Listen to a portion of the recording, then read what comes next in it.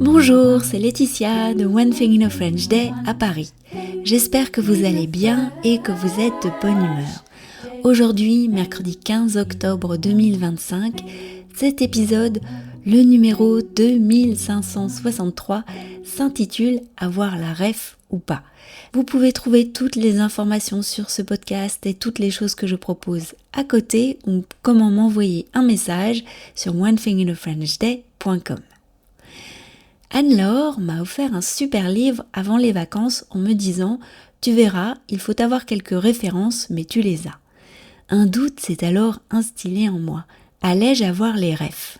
Avoir la ref est tout un enjeu chez les jeunes qui peut vite se transformer en un « haha, t'as pas la ref » mortifiant. Souvent, ça concerne des paroles de chansons ou des extraits vidéo viraux sur les réseaux. Non, on ne parle pas ici de citer des auteurs. Vous ne pouvez pas vous amuser à dire « les sons et les parfums tournent dans l'air du soir » et dire « c'est Baudelaire, t'as la ref ?»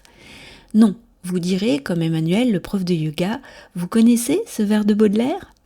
Mais si votre sœur fait maladroitement tomber de la confiture sur la table en préparant sa tartine, vous pouvez lui dire d'un air sérieux de gendarme « tu salis, tu nettoies » en éclatant de rire ensuite parce que vous avez fait une ref à Gabriel Attal dans son célèbre slogan « tu casses, tu répares, tu salis, tu nettoies », grand succès chez les ados et les jeunes adultes. Vous imaginez bien que forcément, je n'ai pas souvent la ref pour des trucs qui m'échappent totalement. Je ne connais pas les paroles des chansons à la mode, ni les meilleures vidéos YouTube, même si j'ai quand même quelques refs car c'est difficile d'y échapper à la maison. J'ai aussi d'autres refs, la preuve. Je n'ai aucun problème avec le livre offert par Anne-Laure puisqu'il s'agit souvent de références au Montparnasse des artistes. D'ailleurs, vous auriez aussi la ref, chers auditeurs. Les refs peuvent parfois vous prendre au dépourvu. Ainsi, lorsque mardi, j'ai accompagné Félicia pour une visite de contrôle chez l'opticien pour ses nouvelles lunettes, elle m'a montré une publicité avec un homme en photo. « C'est George Russell », m'a dit Félicia avec un clin d'œil. « Le pilote de F1 ?» « Oui. » L'opticienne était en train de passer commande pour les nouveaux verres après des tests qui ont montré que les verres de Félicia étaient peut-être un peu forts quand Félicia m'a montré une nouvelle photo. Là, c'est Lewis Hamilton, le pilote de F1 ? Oui, celui dont je suis en train de faire le portrait.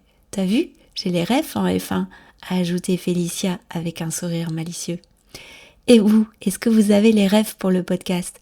Vous pouvez laisser votre avis sur Apple Podcast ou en commentaire sur votre application de podcast, Podbean, YouTube, Spotify, etc.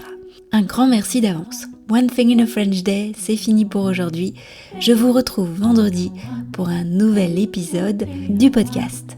À bientôt, au revoir.